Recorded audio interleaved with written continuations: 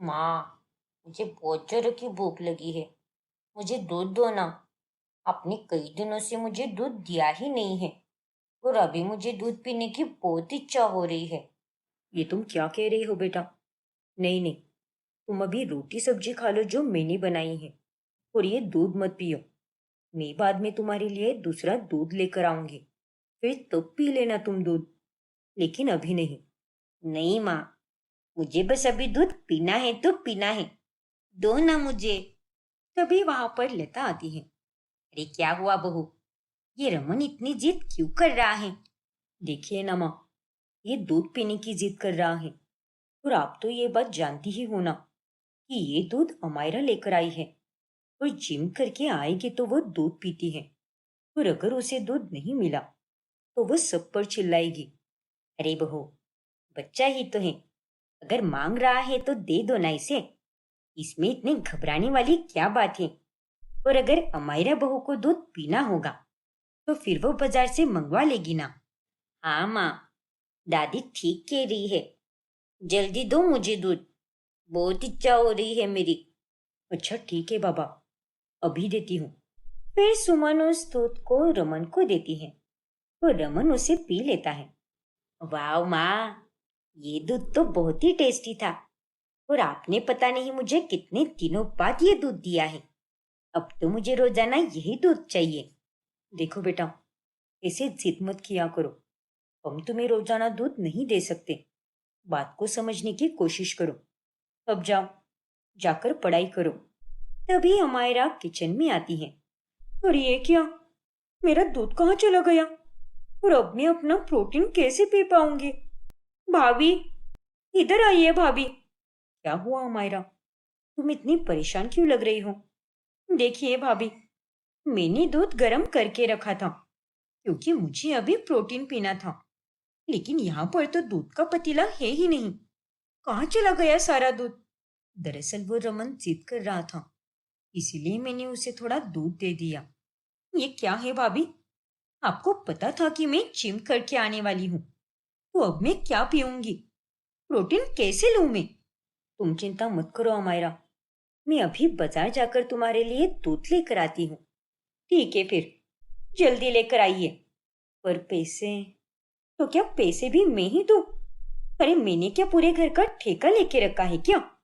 देखिए भाभी, जब आप जानती हैं कि आपके पास पैसे नहीं हैं, तो आपने मेरा वाला ये दूध अपने बच्चे को दिया ही क्यों? मेरा पति सिर्फ इसीलिए नहीं कमाता कि आप सभी लोग मौज मस्ती से जिए, और आइंदा से मेरे सामान को छूने से पहले 100 बार सोच लेना। समझे कि नहीं? इतना कहकर अमायरा गुस्से में अपने कमरे में चली जाती है। ये मैंने क्या कर दिया? मुझे रमन को वो दूध नहीं देना चाहिए था। क्या हुआ माँ? तुम रो क्यों रही हो? कितनी परेशान लग रही हो तुम। नहीं बेटा, ऐसा कुछ भी नहीं है। मैं बिल्कुल ठीक हूँ। तुम जाकर पढ़ाई करो। एग्जाम आने वाली है ना तुम्हारी? नहीं माँ, बात को मत टालिए। मैंने आपकी सारी बातें सुन ली थी। चाची ने आपको डांटा क्योंकि मैंने आपसे दूध मांगा ना। उन्होंने आपको कितना कुछ कहा। मुझे माफ कर दीजिए माँ। अगर मैं आपसे दूध मांगता ही नहीं तो चाची आपको इतना नहीं सुनाती। कोई बात नहीं बेटा, मुझे तो अब इन सब की आदत सी हो गई है। अब तुम्हारे पापा इतना नहीं कमाते ना, तो मुझे ये सब सुनना ही पड़ता है। पर माँ, मैं चाची को हमेशा देखता हूँ। वो हमारे घर में कुछ ना कुछ चुरा कर खाती ही रहती है। लेकिन आइंदा से मैं कभी आपसे दूध बिल्कुल नहीं मांगूंगा। अब से मैं कभी दूध नहीं पीऊंगा। बस रोटी सब्जी ही खाऊंगा। और तब आपको चाची से कोई डांट भी नहीं पड़ेगी। मेरा बच्चा कितना समझदार हो गया है। देखो बेटा, तुम इन सब बातों की चिंता मत करो। जाकर पढ़ाई करो। तुम्हारे पापा भी आने ही वाले होंगे। फिर रमन वहां से चला जाता है। हे भगवान, ये मुझे कैसे दिन दिखा रहे हो आप? अगर मेरे पति भी ज्यादा कमाते तो आज मेरे इस मासूम बच्चे के मन में इतना दर्द नहीं भरा होता। अब इसमें मेरे बच्चे की क्या गलती है? इसने तो बस थोड़ा सा दूध ही तो मांगा था। कैसी माँ हूं मैं, जो अपने बच्चों को थोड़ा सा दूध भी नहीं दे सकती। सुमन बहुत परेशान हो जाती है। फिर अगली सुबह सूरज लता के पास जाता है। ये लो माँ, पूरे 2,000 रुपए हैं। अरे ये क्या है बेटा, तू बस 2,000 रुपए दे रहा है और तेरा छोटा भाई राहुल पूरे 10,000 रुपए घर खर्च देता है। तू भी थोड़ा ज्यादा देता तो ठीक रहता। तुम तो देख ही रही हो ना माँ, हमारे घर में एक छोटा बेटा है, तो उसकी पढ़ाई लिखाई का भी खर्चा होता है। और पिछले हफ्ते उसकी तबीयत भी खराब थी, जिसमें मेरे सारे पैसे उसी में लग गए। और तुम तो जानती ही हो ना माँ कि मैं उतना पढ़ा लिखा भी नहीं हूँ कि मैं राहुल जितना कमा सकूं। मैं जानती हूँ बेटा, लेकिन फिर भी थोड़े और पैसे ज्यादा दे देता तो अच्छा रहता। ये आप कैसी बातें कर रही हो माँ? राहुल को पढ़ाने के लिए मैंने अपना सब कुछ तो दे दिया है। 10 साल की उम्र में ही अपनी पढ़ाई भी छोड़ दी, और तब से लेकर मैं आज तक काम ही कर रहा हूँ। और मैं इतना पढ़ा लिखा भी नहीं हूँ कि उसके जितना कमा सकूं। अब आप तो सारी बातें जानती ही हो ना माँ, तो आप मेरी तकलीफ क्यों नहीं समझ रहे? लता सूरज की कुछ भी नहीं सुनती और वो वहां से चला जाता है। फिर एक दिन सुमन का भाई उनके घर आता है। अरे मुकेश, कितने दिनों बाद आया है तू यहाँ पर? हाँ दीदी, देखिए ना, कितना वक्त हो गया है, लेकिन आप मायके आई ही नहीं हो। माँ तो हर वक्त आपको याद करती रहती है। आप एक काम करो, अभी मेरे साथ चलिए। अरे नहीं मुकेश, मैं तुम्हारे साथ नहीं आ सकती। इनकी तबीयत भी ठीक नहीं रहती, और ऊपर से रमन की पढ़ाई भी चल रही है। लेकिन तुम चिंता मत करो, इस बार की गर्मी की छुट्टी में मैं पक्का आऊंगी। अच्छा तुम बैठो, हो मैं तुम्हारे लिए कुछ बना कर लाती हूँ। ठीक है दीदी, मेरी मनपसंद मटर पनीर की सब्जी बनाना, और साथ में लच्छे पराठे भी बना देना। और हाँ, तुम्हारे हाथ का रायता मुझे बहुत पसंद है, और वो भी बूंदी वाला। तो अच्छे से बनाना सब कुछ। हाँ हाँ, क्यों नहीं, बैठ तू, मैं अभी तुम्हारे लिए बना कर लाती हूँ। फिर कुछ ही देर में सुमन सारी चीजें बनाकर लाती है। अरे वाह दीदी, आपके हाथ का खाना खाए तो कितने साल हो गए हैं, लेकिन आपके हाथों का जादू तो अभी तक टिका हुआ है। सच में, ये खाना खाकर तो मुझे मजा ही आ गया। फिर खाना खाने के बाद, अच्छा ठीक है दीदी, अब मैं चलता हूँ। अपना ध्यान रखना, और वक्त मिले तो आ जाना घर। हाँ मुकेश, मैं जरूर आऊंगी। फिर मुकेश वहां से चला जाता है और उसके बाद घर पर अमायरा आती है। अरे ये क्या, ये मटर पनीर, बूंदी का रायता और लच्छे पराठे, इतना सब कुछ किसने खाया है? बताइए दीदी, ये सब आपने किसके लिए बनाया है? दरअसल आज मेरा भाई आया था, बहुत दिनों के बाद आया था वो, और उसने मेरे हाथों से ये सब खाने की जिद की, इसीलिए मैंने बना दिया। ये आप क्या कह रही हो दीदी? मैं घर में पूरे 10,000 रुपए खर्चा देती हूँ, लेकिन फिर भी मुझे ये सब खाने को मिलता भी नहीं, और आप तो सिर्फ 2,000 ही देती हो। और आप लोगों की इतनी सारी फरमाइशें, और वो भी किसके लिए? रिश्तेदारों को खिलाने के लिए? नहीं नहीं, ये सब बिल्कुल नहीं चलने वाला। अब से मुझे अपना अलग से किचन चाहिए, क्योंकि आप इस तरह से मेरे पैसे बर्बाद नहीं कर सकती। तभी वहां पर लता आती है। अरे क्या हुआ बहू, इतनी परेशान क्यों हो तुम? देखिए मम्मी जी, मुझे अपना अलग से किचन चाहिए, क्योंकि अब मैं इनके साथ नहीं रह सकती। ये तो कैसी बातें कर रही है बहू? अगर तुम दोनों ही अलग हो जाओगी तो सब क्या कहेंगे? मुझे उससे कोई फर्क नहीं पड़ता, मुझे तो बस अलग होना है, बाकी मैं कुछ नहीं जानती। ऐसा क्यों कर रही हो अमायरा? अगर तुम्हारे भैया को पता चला तो वो कितना गुस्सा करेंगे। प्लीज ऐसा मत करो ना। मुझे उससे कोई फर्क नहीं पड़ता, जिसको गुस्सा होना है होने दो, लेकिन ये बंटवारा तो होके ही रहेगा। अच्छा ठीक है बहू, अगर तुम्हें रसोई अलग ही करनी है तो चलो, हम सामान का बंटवारा कर देते हैं। कैसा बंटवारा मम्मी जी? पूरा किचन तो मेरा ही है, उसमें आप दोनों का कुछ भी नहीं है। और वैसे भी उसमें जितने भी पुराने बर्तन थे वो मैंने सारे फेंक कर नए बर्तन रखे हैं। और अब किचन में जो भी सामान है वो मैंने अपने पैसों से खरीदा है, इसीलिए उस किचन पर सिर्फ मेरा ही हक है। हाँ सुमन बहू, हमारा बिल्कुल सही कह रही है। तूने अपने मायके से सिर्फ 2 से 3 बर्तन ही लाए थे और तुम्हारा तो यहाँ पर गैस भी नहीं है और उस हिसाब से रसोई में तुम्हारा कुछ भी नहीं है। ठीक है मम्मी जी, मुझे कोई दिक्कत नहीं है। आप लोगों को जो ठीक लगे वही करो। फिर 4 दिनों के बाद, अरे अमायरा बहू, आज खाने में क्या बना रही हो? फिर से चाउमीन मत बनाना या कोई फैंसी खाना भी मत बनाना। मुझे अपनी घर की ही सादी रोटी सब्जी खानी है। पिछले कई दिनों से तुम मुझे सिर्फ पिज्जा बर्गर ही खिला रही हो, लेकिन मुझे ये सब खाने की बिल्कुल आदत नहीं है। ये आप कैसी बातें कर रही हो मम्मी जी? मुझे खाना बनाना आता ही नहीं और इसीलिए मैं ये सब बनाती हूँ। पहले का तो वो सारा खाना दीदी ही बनाती थी, मैंने उसमें से कुछ भी नहीं बनाया था। लेकिन हाँ, अगर आपको सादा खाना खाना है तो आप चिंता मत कीजिए, मैं आपके लिए ऑर्डर कर देती हूँ। नहीं बहू, मुझे वो बाहर वाला खाना खाना ही नहीं है, घर का खाना खाना है। देखिए मम्मी जी, अगर आपको घर का खाना खाना है तो आप खुद ही जाकर बना लीजिए, क्योंकि मुझे ये सब बनाना आता ही नहीं। और अगर मुझे ये सब बनाना ही होता तो मैं किसी गरीब से शादी नहीं करती। अब मैं इतना दहेज क्यों लेकर आई हूँ आपके घर में खाना बनाने के लिए? इतना कहकर अमायरा वहां से चली जाती है। जाने दो, अपने लिए मैं ही कुछ बना लेती हूँ, वरना ये पिज्जा बर्गर खाकर तो मैं एक दिन मर ही जाऊंगी। फिर लता रसोई में चली जाती है और तभी वहां पर सुमन आती है। अरे क्या हुआ माँ जी, आप रसोई में क्या कर रही हो? वो मैं अपने लिए रोटी सब्जी बना रही हूँ।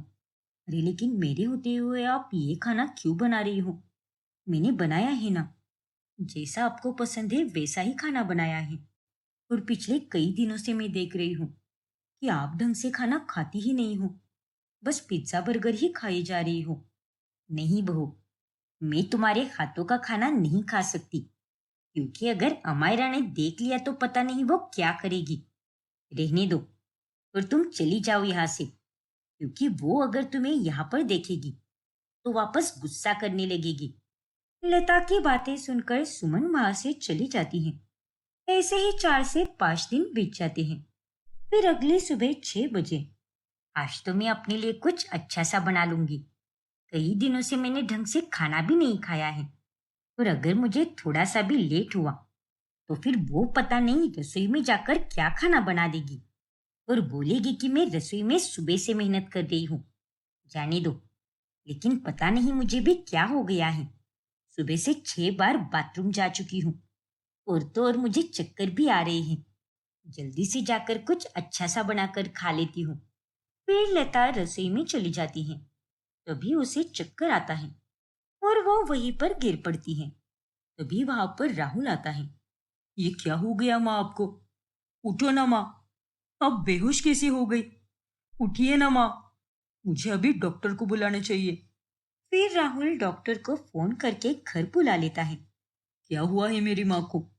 कई दिनों से इन्होंने ठीक से खाना नहीं खाया है, जिस वजह से उन्हें कमजोरी आ गई है और ये गिर पड़ी है। और शायद इनके पेट खराब होने की वजह से इनमें ताकत ही नहीं बची।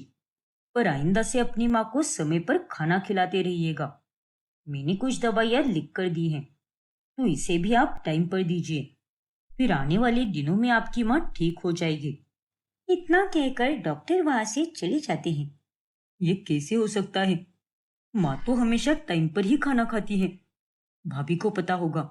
फिर राहुल सुमन के पास जाता है। अरे क्या हुआ देवर जी, सब ठीक तो है ना? नहीं भाभी, ये क्या हो गया है? अरे आप तो माँ का कितना ध्यान रखती थी, उन्हें टाइम पर खाना दिया करती थी, लेकिन आज सुबह ही माँ चक्कर आकर गिर पड़ी। और डॉक्टर तो ये कह रहे थे कि वो पिछले कई दिनों से ढंग से खाना भी नहीं खा रही।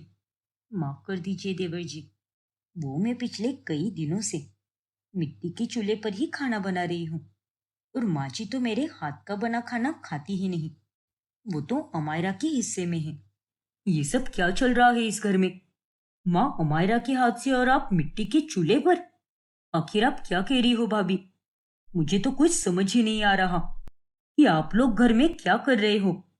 देखिए देवर जी, हमारा किचन अलग कर दिया है, क्योंकि हम लोग इस घर में कम पैसे देते हैं ना, इसीलिए। क्या? उसकी इतनी हिम्मत? गुस्से में राहुल अमायरा के पास चला जाता है। ये मैं क्या सुन रहा हूँ अमायरा? तुमने एक ही घर में किचन अलग कर दिया? हाँ, तो क्या गलत किया मैंने? अरे पूरे 10,000 रुपये महीने का खर्च देते हो तुम, और भैया तो सिर्फ 2,000 ही देते हैं। इसीलिए मैंने उनका किचन अलग कर दिया। अरे उन लोगों की फरमाइशें तो देखो। मेरे हिस्से का दूध वो अपनी बेटी को पिलाते हैं, और उन्होंने तो अपने भाई के आते ही उनके लिए अलग अलग प्रकार के व्यंजन बनाए थे, और इसीलिए मैंने अपना किचन अलग कर दिया। अब बोलो उनको कि अपनी मेहनत की कमाई से अपने बेटे और भाई को खिलाएं। बकवास बंद करो अमायरा। और तुम्हारी हिम्मत कैसे हुई ये सब करने की? इतना कहकर राहुल उसे एक थप्पड़ मार देता है। ये तुमने क्या किया राहुल? भाभी के लिए तुमने मुझे थप्पड़ मारा? अरे वो मेरी भाभी नहीं, माँ है माँ, और मेरा भाई भी मेरे पिता के समान है। अरे तुम नहीं जानती अमायरा कि वो दोनों तो मेरे लिए भगवान समान है। भाभी ने मुझे पढ़ाने के लिए अपने जेवर तक बेच दिए थे, और तब जाकर मुझे ये नौकरी लगी है। और भैया ने मुझे पढ़ाने के लिए 10 साल की उम्र में ही अपनी पढ़ाई छोड़ दी, और तब से लेकर आज तक वो काम ही कर रहे हैं। और आज तुम हो जो मेरी कमाई की तुलना मेरे भाई से कर रही हो। अरे शर्म आनी चाहिए। निकल जाओ मेरे घर से। तुम्हारे लिए इस घर में कोई जगह नहीं है। मुझे माफ कर दो राहुल, मुझे ये सब नहीं पता था। मुझसे गलती हो गई ना। लेकिन तुम चिंता मत करो, मैं भैया भाभी से माफी मांग लूंगी। लेकिन प्लीज मुझे घर से बाहर मत निकालो ना। तभी वहां पर सुमन आती है। मुझे माफ कर दीजिए भाभी, मुझसे बहुत बड़ी गलती हो गई, और मुझे नहीं पता था कि आपने इन्हें पढ़ाने के लिए इतना कुछ किया है। मैं तो अपने ही घमंड में थी। कोई बात नहीं अमायरा, मुझे तुमसे कोई शिकायत नहीं है। लेकिन तुम ठीक तो हो ना? नहीं भाभी, आप इसे घर के बाहर निकालिए। अरे इसने आपको कितनी तकलीफ दी है, और इसके लिए मैं इसे इस घर में नहीं रख सकता। ये आप कैसी बातें कर रहे हो देवर जी? ये आपकी पत्नी है, हो गई इससे गलती, और इसने उसकी माफी भी मांग ली ना, तो आप भी इसे माफ कर दीजिए ना। तभी लता को भी होश आ जाता है। आप चिंता मत कीजिए माँ जी, आप आराम कीजिए। डॉक्टर ने कहा है कि आपको समय पर खाना दें, तो मैं आपके लिए खिचड़ी बना कर लाती हूँ। अरे नहीं बहू, वो अमायरा बहू गुस्सा करेगी। तू कुछ भी मत कर। नहीं मम्मी जी, अब से हमारी किचन अलग नहीं होगी, एक ही रहेगी। और मुझे अपनी गलती का एहसास हो गया है। भैया भाभी ने राहुल के लिए क्या क्या नहीं किया, और मैं तो अपने घमंड में ही थी। लेकिन अब मुझे सब समझ आ गया है मम्मी जी, और आप भी मुझे माफ कर दीजिए।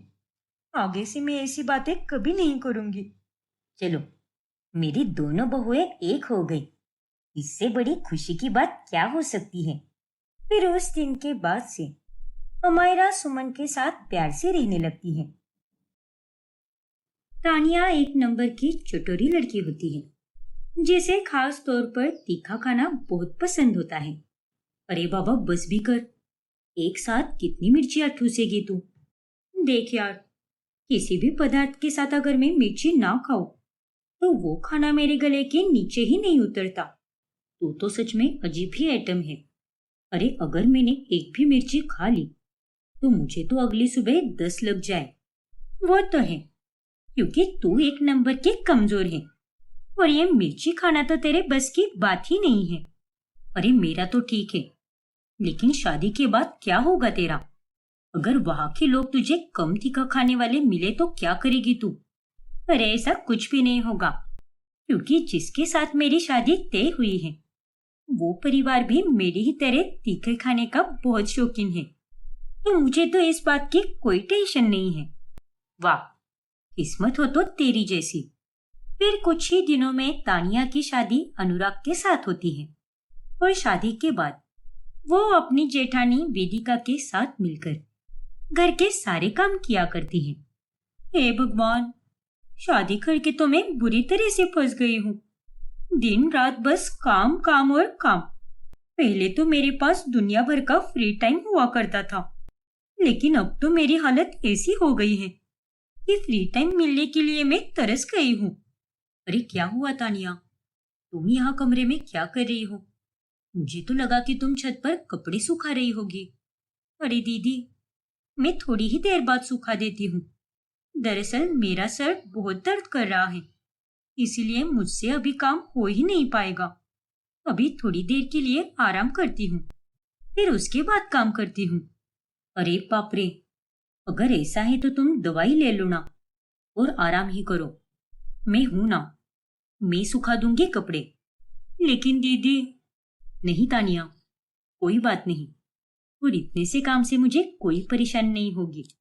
तुम आराम करो और तुम्हारे हिस्से के जितने भी काम हैं वो मैं सब कर देती हूँ। हाउ स्वीट दीदी, थैंक यू सो मच। इतना कहकर वेदिका वहां से चली जाती है। अरे वाह, मेरी जेठानी तो एकदम भोली सी है। ये तो बिना कुछ कहे ही मेरे सारे काम किए जा रही है। चलो अच्छा है, इसी बहाने अब मैं चैन से आराम तो कर पाऊंगी। मस्त सो जाती हूँ अभी और सीधे 5 बजे उठती हूँ। अब तानिया सो जाती है और उसके ससुराल में हर वक्त बस तीखा ही खाना बनता रहता है, जिसे तानिया बहुत मजे से खाती है। वाह दीदी, क्या कमाल का खाना बनाती हो आप। सच में ये तो बहुत ही टेस्टी बना है। वेदिका का भोलापन देखकर तानिया के दिमाग में एक तरकीब आती है। क्यों ना मैं यूं ही बीमार होने का नाटक करती रहूं, जिसके चलते मुझे कुछ काम करने की नौबत ही नहीं आएगी और घर का सारा काम दीदी खुशी खुशी कर लेगी और मुझे कोई कुछ बोलेगा भी नहीं। वाह तानिया वाह, क्या दिमाग लगाया है तूने। लेकिन मुझे तो टेंशन बस एक्टिंग की है। खैर, मैं कोई इतनी भी बुरी एक्टिंग नहीं करती। कैसे भी करके सबको टोपी तो मैं पहना ही दूंगी। और अब तानिया बीमार होने का नाटक करने लगती है और उसे देखकर सभी लोग चिंतित हो जाते हैं। अरे तानिया बहू, तुम्हारी तबीयत अचानक से इतनी खराब कैसे हो गई?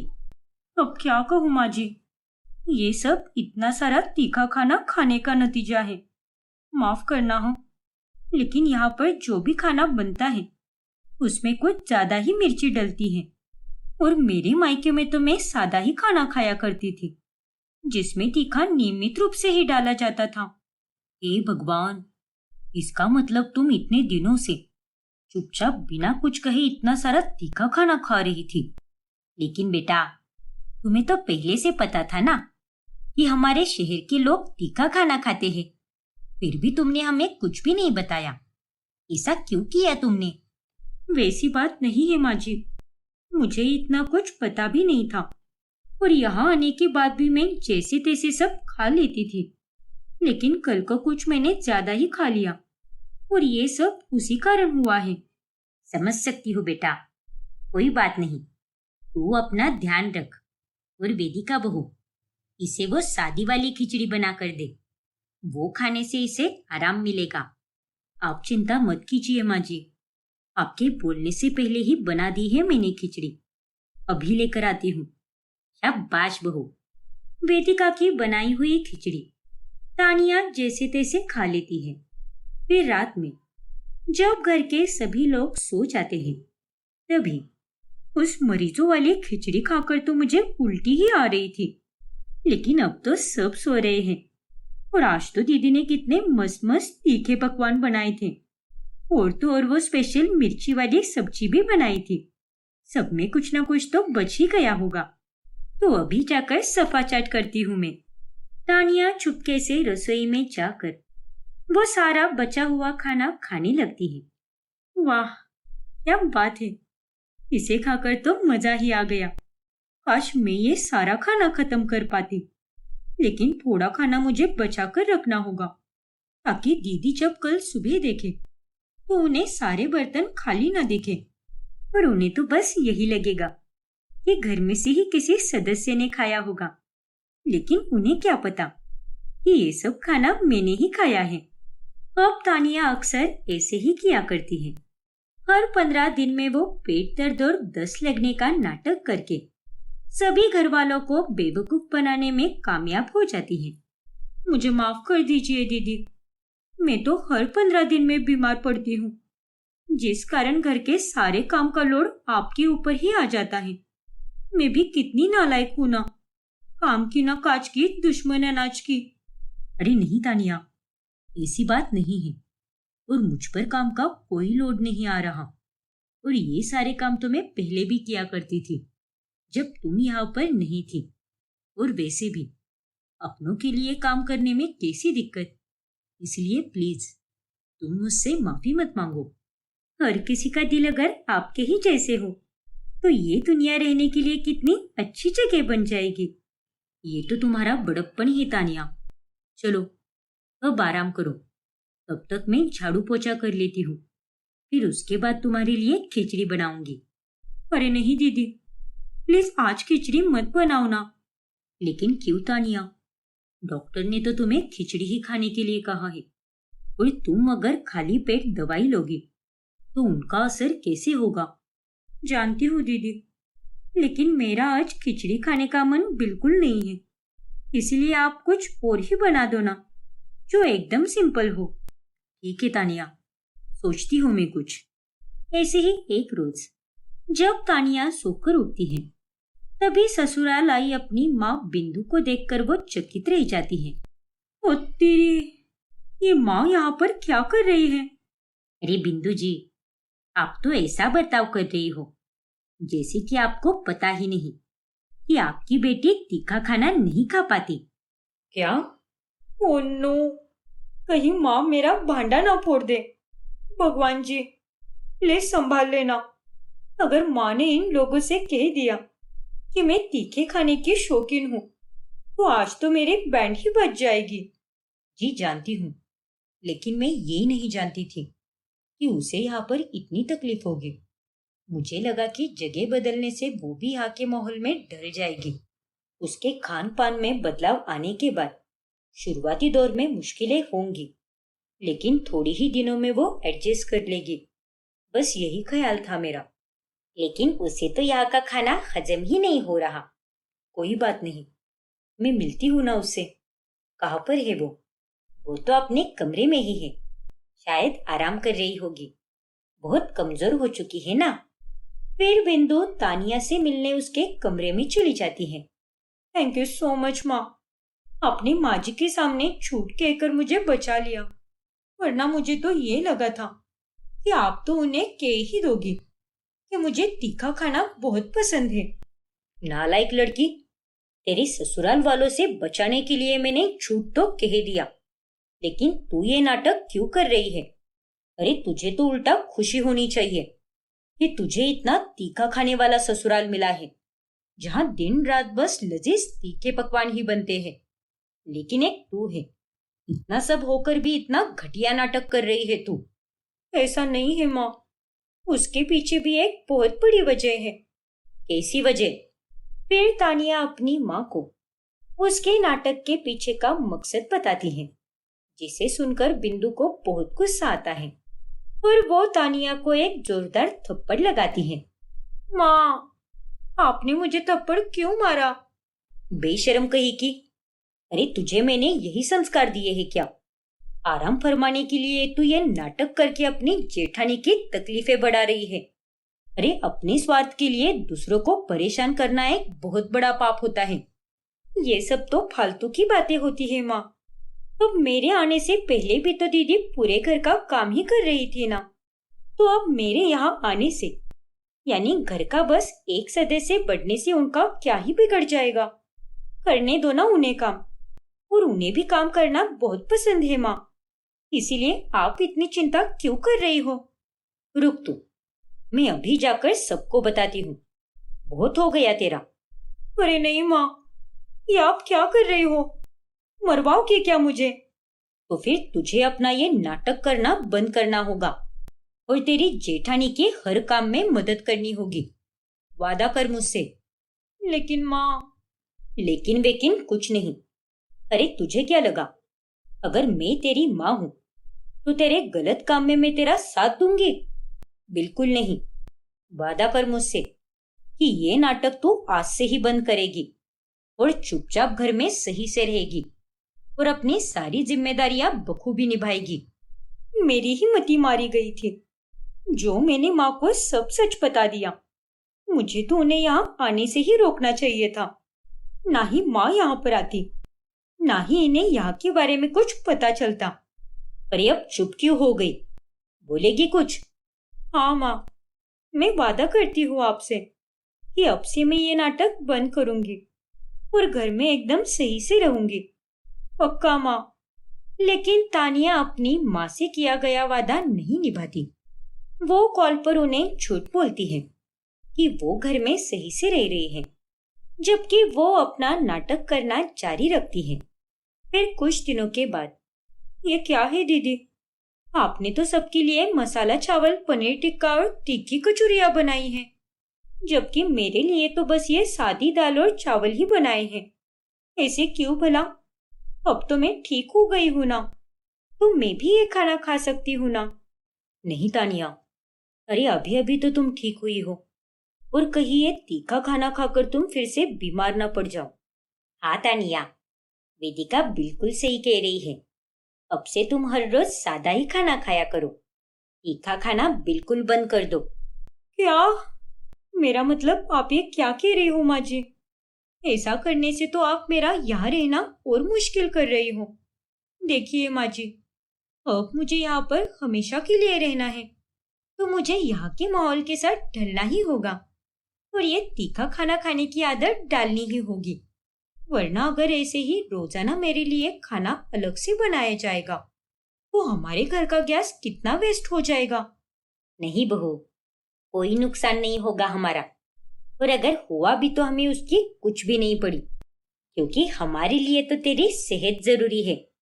मनोरमा के इस आदेश के कारण अब तानिया को रोजाना ना चाहकर भी सादा खाना खाना ही पड़ता है, जो उसके गले के नीचे भी नहीं उतरता, और रोजाना वही सादा खाना खा खा कर वो पक जाती है। फिर एक दिन रात होने पर, अरे ये क्या, कल की तरह आज भी कुछ भी खाना नहीं बचा। सारा खाना खत्म हो गया। और आज तो दीदी ने कितने मस्त मस्त मसालेदार भिंडी फ्राई बनाई थी, लेकिन अब वो कुछ भी नहीं बचा। मेरे इस नाटक के कारण मुझे आराम तो मिल रहा है, लेकिन मेरे पेट का क्या, वो तो भर ही नहीं रहा। रोज रोज वो सादा सा खाना खाकर तो मैं पक गई हूँ। तो फिर क्यों करती है ये नाटक? माँ जी, हाँ, आप यहाँ पर? हाँ मैं। अरे तुम्हें क्या लगा कि तुम ऐसे ही नाटक करती रहोगी और किसी को कुछ भी पता नहीं चलेगा? मैं हर रात को तुम्हें देखती हूँ कि कैसे तुम बचा हुआ खाना खाती हो। अरे बाकी वक्त तो तुम तीखा खाना खाने पर बीमार होने का नाटक करती हो, और रात में यहाँ आकर मजे से उंगलियां चाट चाट कर तीखा खाना ठूसती हो। पहली बार तो मुझे ये देखकर बड़ी ही हैरानी हुई। फिर मैं समझी कि ये सब नाटक करने के पीछे तुम्हारा क्या मकसद हो सकता है। मुझे माफ कर दीजिए माँ जी, वो मैं। चुप रहे तू, सफाई देने की कोई जरूरत नहीं है। अरे तुमने जो कुछ भी किया वो माफी के लायक बिल्कुल भी नहीं है। जरा सोच, जब उस बेचारी वेदिका को ये बात पता चलेगी कि तुमने उसकी अच्छाई का इस तरह से फायदा उठाया है, तो उसे कितना बुरा लगेगा। अरे वो बेचारी तो तुम्हें जबान से एक वक्त पर माफ भी कर देगी, लेकिन मन से वो तुम्हें कभी माफ नहीं कर पाएगी। हाँ माँ जी, आप सही कह रही हो। मैं ही बेवकूफ थी जो 2 पल के आराम के लिए ये सब कर बैठी। लेकिन अब मेरी आंखें खुल चुकी है माँ जी। प्लीज मुझे अपनी गलतियों को सुधारने का एक आखिरी मौका दे दो, प्लीज माँ जी। ठीक है, मैं तुम्हें एक आखिरी मौका देने के लिए तैयार हूँ, पर याद रहे ये गलती दोबारा नहीं होनी चाहिए, और अगर हो गई तो मुझसे बुरा और कोई नहीं होगा। नहीं होगा माँ जी, मैं अब सबके सामने थोड़ा थोड़ा तीखा खाना शुरू करूंगी, और सबको यही लगेगा कि वक्त के साथ मैं यहाँ के माहौल में ढल चुकी हूँ और तीखा खाना खा सकती हूँ, और साथ ही दीदी की हर काम में मैं मदद भी करूंगी। इस तरह से अंत में तानिया अपनी गलतियां सुधारने का तय करती है, जिसके बाद सब ठीक हो जाता है। प्रियंका और सिमरन दोनों ही अपनी माँ शीला को मना रही होती है। अरे माँ, आप इस रिश्ते को मना क्यों कर रही हो? जब हमें ही इससे कोई परेशानी नहीं है तो आपको क्या परेशानी हो रही है? अरे लेकिन तुम दोनों क्यों नहीं समझ रही? वहां पर 50 मर्द है और 50 मर्द वाला ससुराल तुम्हें जचेगा ही नहीं। तुम दोनों की हालत खराब हो जाएगी। अरे अभी बोलने में तो तुम्हें कोई दिक्कत नहीं हो रही, लेकिन जब तुम दोनों वहां पर जाओगी ना, तब तुम्हें मेरी बात समझ आएगी। देखिए माँ, हमें आपकी चिंता समझ आ रही है, लेकिन आप ही तो हमेशा कहती हो ना कि लड़का अगर अच्छा मिल जाए तो उससे शादी करने में कोई परेशानी नहीं होनी चाहिए। और लड़का तो अच्छा है, लेकिन उसके परिवार का क्या करे, उसके बारे में तुम दोनों क्यों नहीं सोच रही? देखिए माँ, वहां पर कोई औरत नहीं होगी, ना सास ना ननद ना बुआ, कोई भी औरत नहीं होगी वहां पर।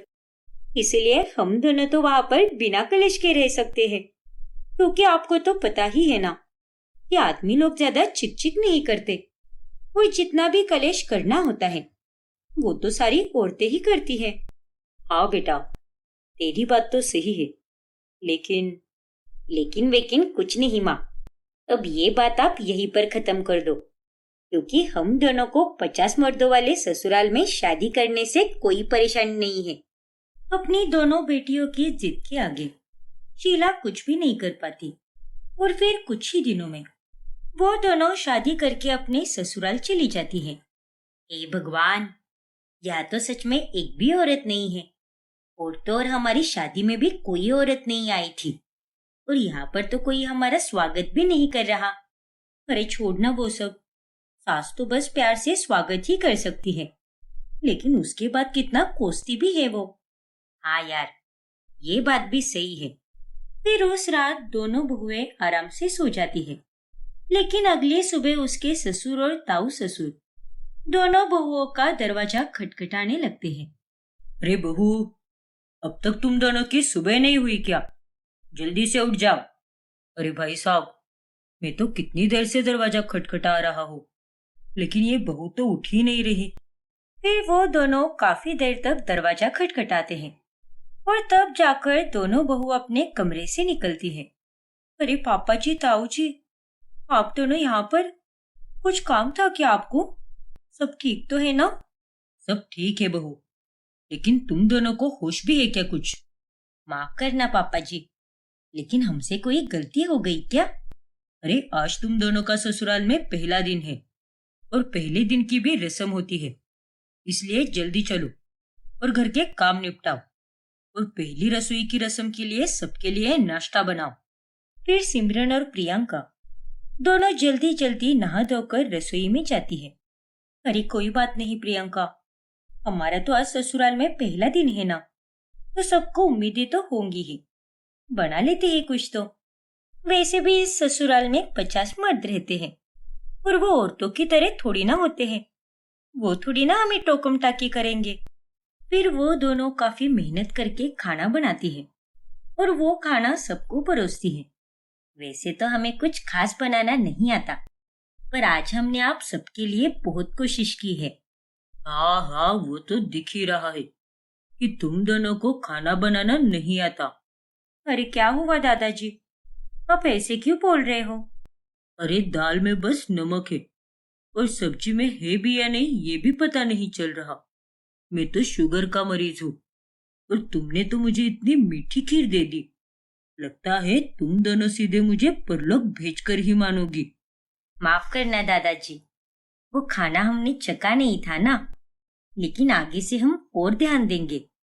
देखो बहुओं, आज तो गलती हो गई, लेकिन आगे से ऐसी गलती नहीं होनी चाहिए।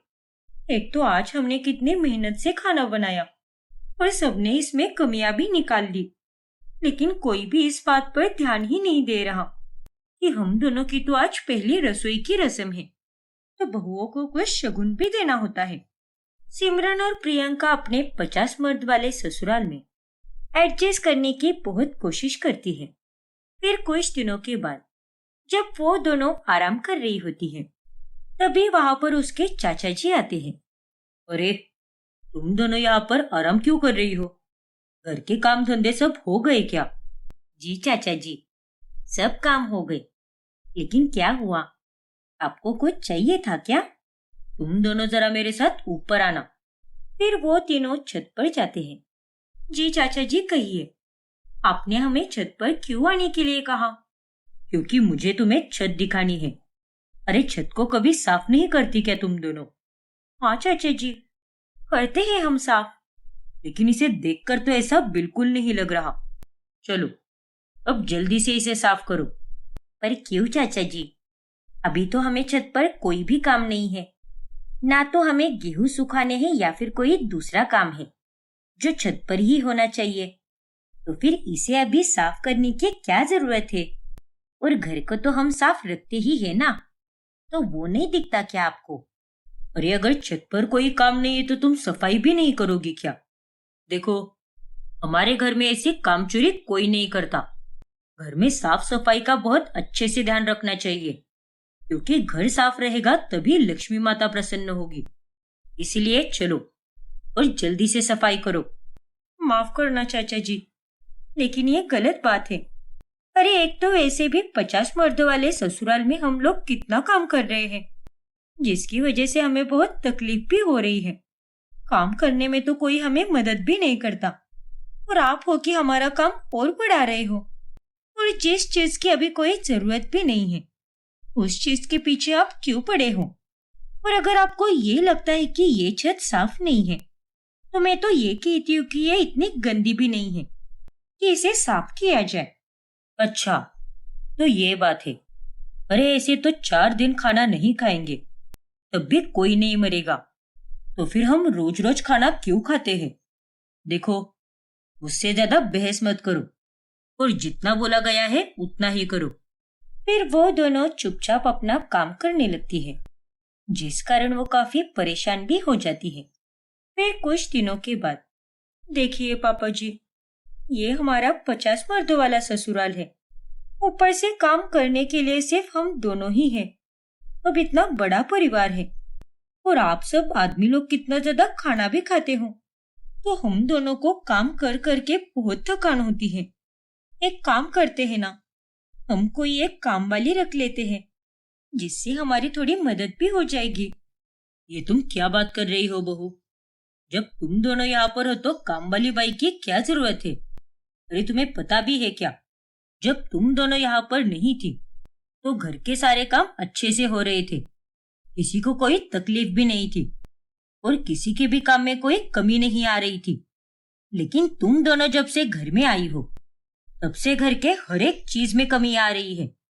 पर वो हम है कि तुम्हें कुछ भी नहीं बोलते, और तुम हो कि काम वाली रखना चाहती हो। नहीं नहीं, हम कोई काम वाली नहीं रखेंगे। सही है पापा जी। अरे अब तो आप लोगों को हम मिल गए हैं ना, जो घर का सारा काम मुफ्त में करती है। अरे काम वाली बाई तो वैसे भी काम करके पैसे लेती है, लेकिन हम दोनों तो यहाँ पर मुफ्त में काम किए जा रही है। सच में कितने मतलबी लोग हैं ये। जैसे जैसे दिन गुजरते हैं, वैसे वैसे दोनों बहुओं का पारा बढ़ता ही जाता है, और बहुत ज्यादा काम करने के कारण दोनों देवरानी और जेठानी की हालत खराब हो जाती है। मेरी तो कमर में बहुत ज्यादा दर्द हो रहा है, इसीलिए आज का खाना मैं नहीं बना पाऊंगी दीदी, आप ही बना लेना। अरे नहीं प्रियंका, मैं अकेली इतना सारा काम बिल्कुल भी नहीं कर पाऊंगी। ये तो मेरे बस की बात ही नहीं है। देखो, तुम मायके में मेरी छोटी बहन थी ना, और यहाँ पर मेरी देवरानी हूँ, इसलिए मेरे आगे बहस करना ही मत।